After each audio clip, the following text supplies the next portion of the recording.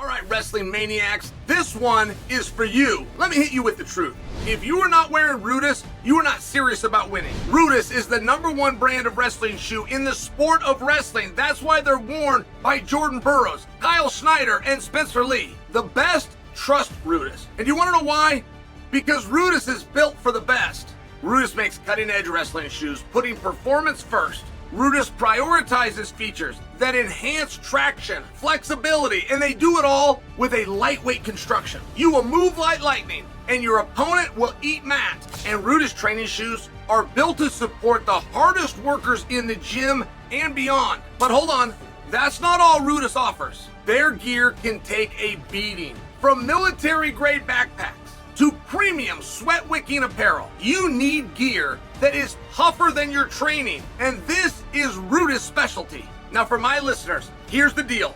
You get 20% off your entire order if you use the code CHAEL20 at checkout. Do not miss out. Step on the mat ready or step out. It's your move. Go to Rudis.com right now to get ready, or just click on the link below. What's your thoughts on Pereira, Roundtree? Like, on Pereira in general, what an enigmatic, amazing guy that's been in the UFC for such a short amount of time, and what he's been able to do. I'm fascinated by this guy. And most recently, I'm really fascinated that I don't know if you saw this, but Sean Strickland, right, gets on board with Pereira, and it's like, I'll come train with you, and starts talking smack about Khalil Roundtree. And that Khalil Rountree's a super emotional guy, and they've trained together. And he's like, I always told the guys in the gym, take it easy on Khalil. He's a little bit of a bitch. Already getting in Khalil's head. And I'm like, I don't know if this was by design. And if it was, Pereira, you're a genius for doing this. But like I always say, if you want to start a fight with somebody and you don't necessarily have the tools, because Pereira doesn't want to be the bad guy maybe in that situation, just go get Sean Strickland. Ring Sean Strickland's doorbell, and you will have a fight. You know what I mean? And you're like, this is the person I want to attack. He's like, I'm in. Let's go. And he's so good at it. Sean Strickland is just the GOAT at getting under people's skin. He is amazing. And I always think Khalil Rountree's got all the tools to beat a guy like Pereira, believe it or not. He's really, really good.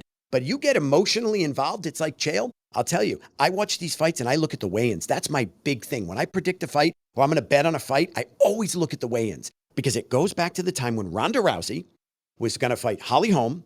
And I was in my living room, my old place, I'll never forget it. And she was going, I'm going to get, and I'm going to get. And Ronda Rousey was just screaming at the top of her lungs at Holly Holm, and Holly Holm was super calm. Went in the room, I said to my wife, I go, I'm going to tell you something.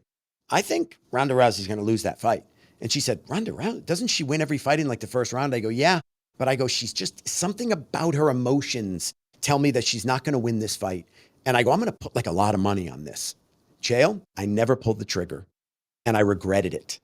I never pulled the trigger, and I regretted it. So I think, just from a fighter's perspective, Chael, tell me, getting in someone's head, obviously you're a master at that, but being emotional, how much can that help you, hurt you? It's gotta have a strong impact on you one way or another. Sure. And you want to know why? And people will always talk about who's got the pressure. I always hear sports guys saying that in every sport, but they never explain to the audience why it matters. And just to answer your question, it creates a fatigue. If you have the pressure, or you have an anxiety, or you have any type of emotion, excitement and fear is actually the same chemical in your brain that gets released, and that adrenaline. But then you get to decide, are you excited or are you scared? And there's whole books written on that, and some prick that's trying to sell one on confidence for $9.95 on Amazon.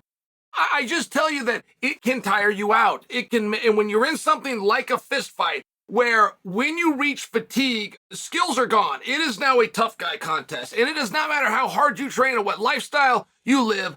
At some point, DNA is going to kick in. Your lungs are either bigger or smaller and maximized more or less than your opponent's. And there is nothing about Pereira that should be. For example, at 36 years old, he should not be winning world championships. Coming into a sport at 34-year-old, he should not be able to win championships in multiple divisions. Yep. A kickboxer with less than a dozen fights, including amateur ones, should not be in a conversation for GOAT or as a guy that many believe is going to replace Jon Jones. Those things just shouldn't happen. He should not be the leader of our locker room. He should not be the sport's second biggest draw behind only Sean O'Malley. He should not be the main event at UFC 300. He should not have the most lucrative contract in UFC history when you're including pay-per-view points and buy rates outside of Brock Lesnar. But he is.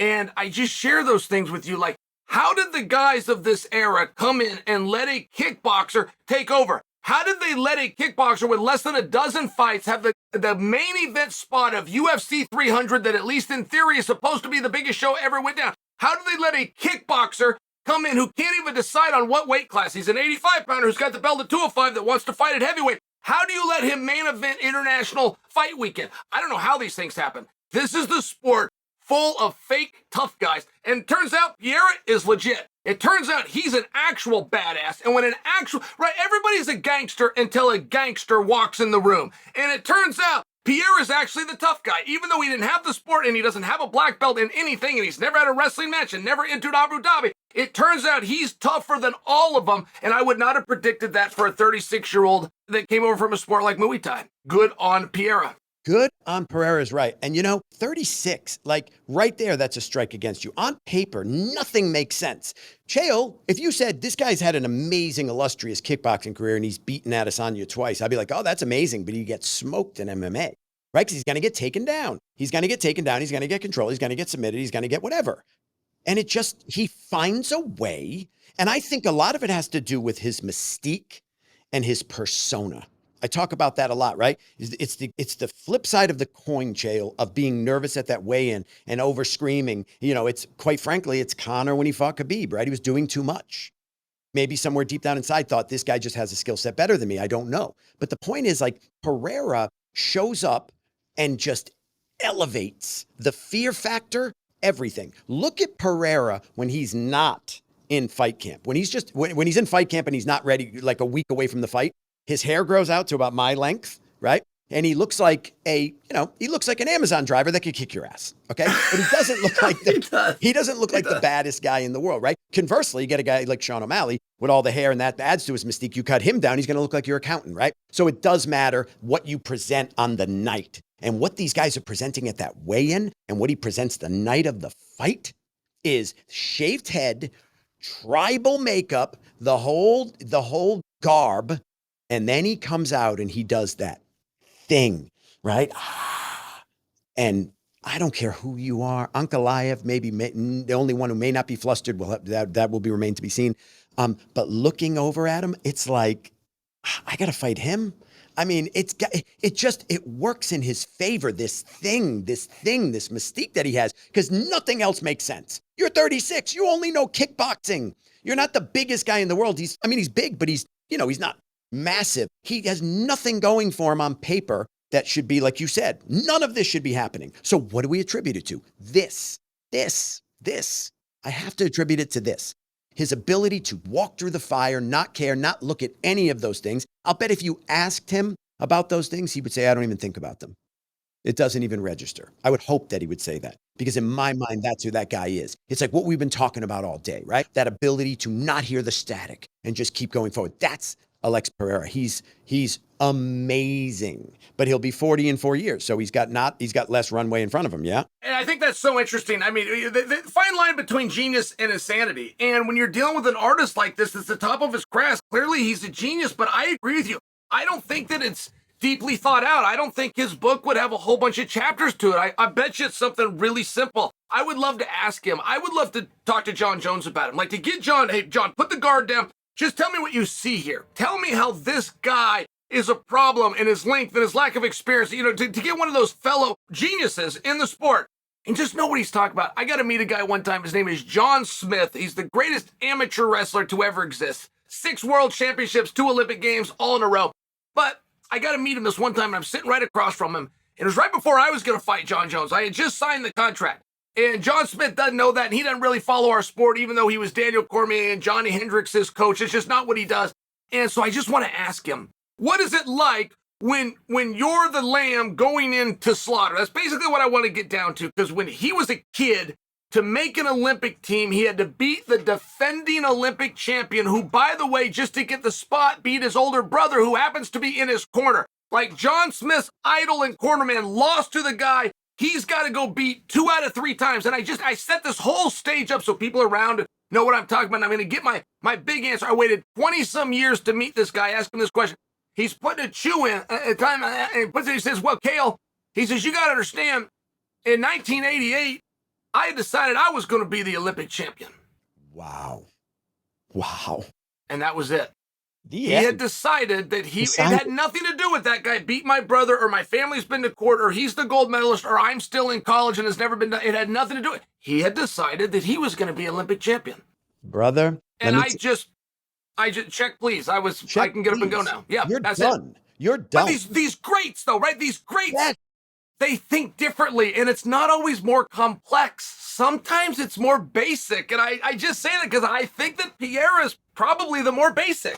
Bro, I love that answer that he gave. And I got to tell you, if you know anything about the laws of self-assumption, which, is like, positive self-talk and all of these things that are like sort of the buzzwords of today, but they've been around for a very, very long time. The story we tell ourselves is the story that exists and becomes our 3D world, right?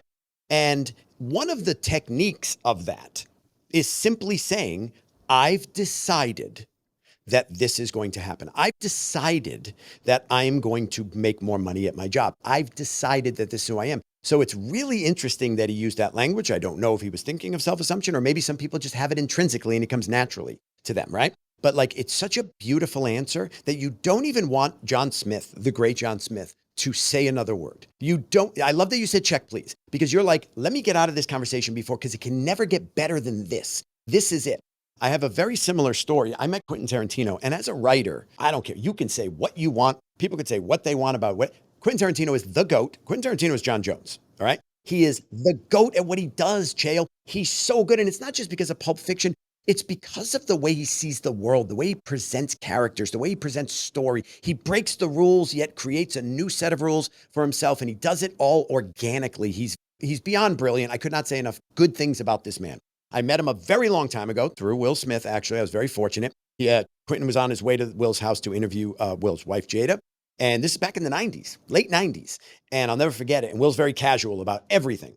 So I pulled up and I'm like, yeah, we're going to hit the course. And he goes, no, your guy's coming. Your boy's coming today. And I go, my boy? What? He goes, Tarantino. I go, Quentin Tarantino? He goes, no, Rob Tarantino. Yes, Quentin Tarantino. Of course it's Quentin Tarantino, right? And I was like, wait a minute, he's coming here? He's going to be here. He goes, yeah, dude, he's going to be here at like 11 o'clock. He'll be here any minute. And Chael, everything in my body froze up. And I'm not a starstruck guy. Actors, it's like whatever. But a writer like Quentin Tarantino, that's another story. I geeked out. He comes in, and I said to him, he goes, Will's like, Mike's a big fan. He's really nervous. We got to go play golf. Ask him what you want to ask him. Okay. And I'm on the spot and I'm sitting there and Quentin goes, yeah, man, no problem. What's up? Yeah. All right. Hey, Mike. Hey. And I'm like looking at him and I go, I'm a writer and I get stuck. I get stuck when I'm writing sometimes. And, I just don't know if I'm writing anything good or bad, or I just don't know if it's any good and I don't know what to do. And sometimes I just quit and can you help me with that? And he goes, yeah. He goes, here's what you do. He goes, you go outside, you go for a walk. Okay. And your legs are going to get really tired. And if it starts raining, you stay outside. I don't care how tired you are. I don't care how much rain is hitting you. Don't bring an umbrella, okay? Don't take a certain path. Just keep going. And don't come back until you've figured out the problem that you're trying to solve. He goes, you'll get so tired and you'll want to go home so badly, you'll figure it out. I went, good night, everybody. I do that to this day, Chael. It's how I conduct business to this day. If I have a problem with anything that I'm working on creatively, I go for a walk and I will not stop. I will not do anything else. I will not look at text. I will not look at Instagram. I have to finish it. And ultimately, I always find a way. So the greats just have a way of doing, and it just slipped out of them. And it was this beautiful advice, something he had never thought about. You get the feeling he never even told anybody else about it. He was thinking about it in the moment. And I love that. I love greatness in any capacity. And I love wisdom.